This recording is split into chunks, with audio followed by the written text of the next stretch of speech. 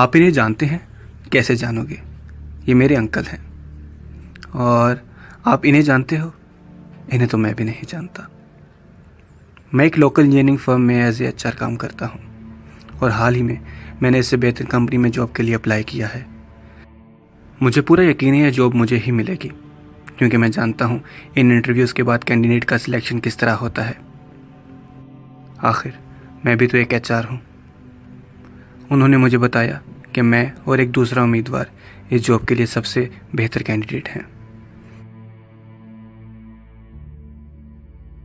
मुझे पूरा यकीन है कि सिलेक्शन तो मेरा ही होगा, सिर्फ इसलिए नहीं कि मेरा इंटरव्यू बहुत अच्छा गया, बल्कि इसलिए कि सिलेक्ट होने के दूसरे रास्ते भी मैं जानता हूँ।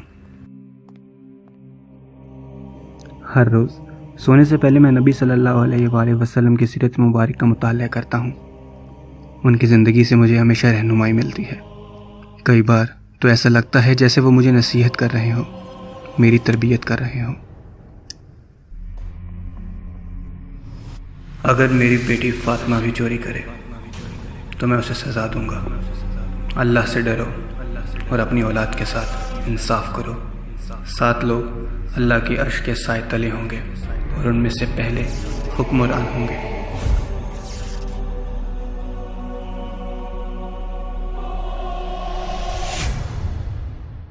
अब मुझे याद आया वो शख्स कौन था। ये वही शख्स था जिसने पिछले साल मेरी कंपनी में जॉब के लिए अप्लाई किया था।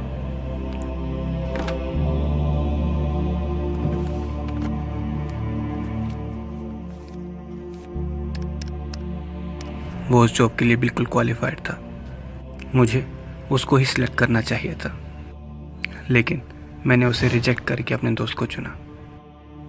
मुझे आज भी वो इंटरव्यू याद है।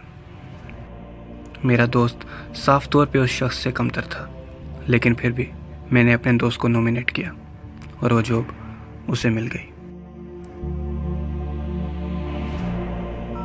आपका मतलूबा नंबर किसी के इस्तेमाल में नहीं। अब मैं इस शख्स तक कैसे पहुंचूं? शायद उसका एड्रेस अब भी वही हो। या अल्लाह, उसे ढूंढने में मेरी मदद फरमा। या अल्लाह, मैं आपसे माफ़ी चाहता हूँ कि मैंने उसके साथ नाइंसाफ़ी की।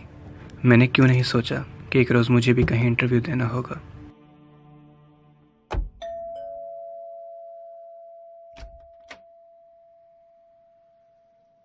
और वो मिल गया। उसने मुझे नहीं पहचाना, लेकिन मैंने उसे याद दिलाया।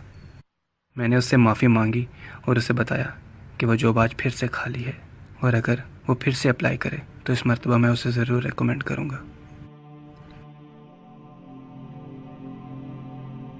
कुछ देर की खामोशी के बाद उसने पूछा, हैरत है, ये पछतावा अभी क्यों? किसने तुम्हारे ज़मीर को जगा दिया? रसूल अल्लाह सल्लल्लाहु अलैहि वसल्लम। हमें चाहिए कि हम रसूल अल्लाह सल्लल्लाहु अलैहि वसल्लम की सीरत मुबारक का मुताला करें और उनकी तालीमात के मुताबिक अपनी ज़िंदगी गुजारें। एक मरतबा जब एक सहाबी एक औरत की सिफारिश लेके आए तो आप सल्लल्लाहु अलैहि वसल्लम ने फरमाया कि अगर उनकी बेटी फातिमा रज़ियल्लाहु अन्हा भी इनकी जगह होती तो तब भी यही सज़ा देते। हमें आप सल्लल्लाहु अलैहि वसल्लम से यही तालीमात मिलती हैं कि हम इंसाफ पे कायम रहें। बेशक हमें अपने घर वालों के ख़िलाफ़ जाना पड़े, हमें खुद अपने नफ्स के ख़िलाफ़ जाना पड़े। आप सल्लल्लाहु अलैहि वसल्लम ने इंसानियत को इंसाफ का दर्स दिया। तुम सब आदम की औलाद हो और आदम मट्टी से बने हैं। किसी अरबी को किसी अजमी पे या किसी अजमी को किसी अरबी पे फ़ौक़ियत हासिल नहीं, हाँ मगर तक़वे पे। और रही बात उस जॉब की जिसका मुझे यकीन था कि मुझे ही मिलेगी, ख़ास इसलिए कि उस कंपनी के मैनेजर मेरे अंकल थे। उन्होंने मुझे असर की नमाज के वक्त मिलने का कहा।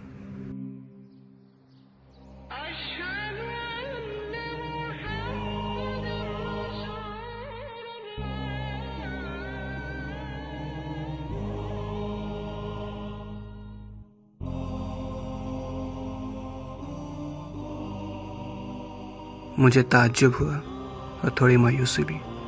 उन्होंने दूसरे कैंडिडेट को चुना और कहा कि वो मुझसे ज़्यादा क्वालिफाइड था। उन्होंने मुझे समझाया कि मुझे रिजेक्ट करना उनके लिए बहुत मुश्किल था। बेशक मैं उनका भतीजा था, लेकिन उन्होंने इंसाफ पे कायम रहना पसंद किया। भले ही मैं कुछ देर के लिए मायूस हुआ, लेकिन मुझे उन पे नाज है और रहेगा।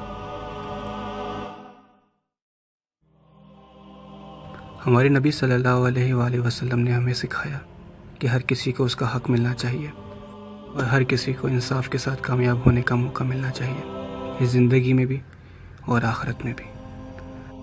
रसूलुल्लाह ने कभी किसी के साथ नाइंसाफ़ी नहीं की और ना ही किसी को करने दी। अल्लाहुम्मा इन्नी अऊज़ु बिका अन अज़िल्ल औ उज़ल औ अज़िल्ल औ उज़ल औ अज़लिम औ उज़लम औ अजहल औ युजहल अलैहि।